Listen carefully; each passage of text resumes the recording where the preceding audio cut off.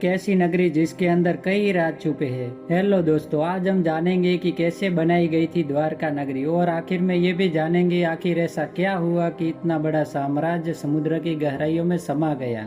अगर हम वर्तमान की बात करें तो द्वारका भारत के पश्चिमी तट पर 6500 किमी स्क्वायर में फैले गुजरात में देवभूमि द्वारका जिले में स्थित है। द्वारका जिसका कुछ हिस्सा आज समुद्र की गहराइयों में कहीं गुमसा हो गया है। द्वारका भारत के 7 पवित्र स्थलों में से एक है और हिंदुओं के 4 धामों में से भी एक है। भगवान विष्णु के 8वें अवतार श्री कृष्ण ने इसे बसाया था। तो आइए जानते हैं इसके पीछे छिपे रहस्यों को। श्री कृष्ण ने अपने मामा कंस का वध किया तो कंस के ससुर जरासंध ने 18 बार मथुरा पर आक्रमण करने के कारण वो अपनी प्रजा के साथ द्वारका चले आए।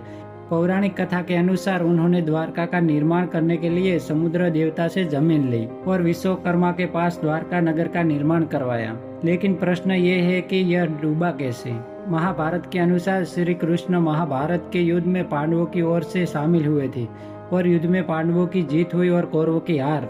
100 पुत्रों के मृत्यु के शोक से दुखी गांधारी ने श्री कृष्ण को श्राप दिया कि जिस तरह कौरवों के वंश का नाश हुआ है वैसे ही पूरे यदुवंशियों का भी नाश होगा। कुछ समय के बाद धीरे धीरे सभी यदुवंशी द्वारका में आपस में ही लड़ मरे। बलराम ने भी अपना शरीर त्याग दिया। श्री कृष्ण उदास होकर वन में विचरण करने चले गए। एक पेड़ के नीचे बैठकर वे गांधारी के द्वारा दिए श्राप के बारे में विचार करने लगे। इसी समय जरा नामक एक शिकारी का बाण उनके पैर में आकर लगा और श्री कृष्ण ने धीरे धीरे देह त्याग दिया। कहा जाता है कि उसके बाद द्वारका नगरी समुद्र में समा गई। सबसे पहली नजर हमारे भारतीय वायुसेना के पायलटों की पड़ी।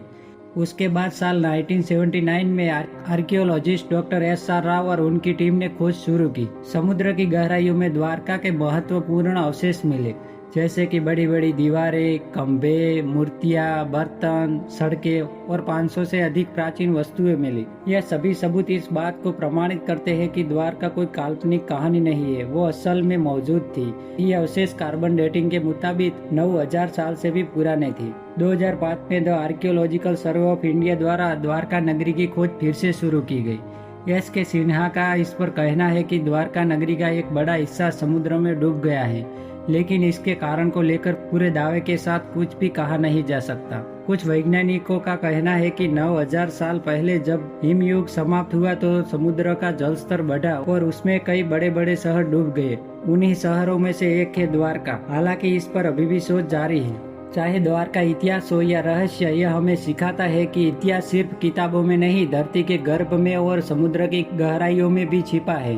आपको हमारा यह वीडियो कैसा लगा कमेंट करके जरूर बताएं। धन्यवाद। जय हिंद, जय श्री कृष्ण।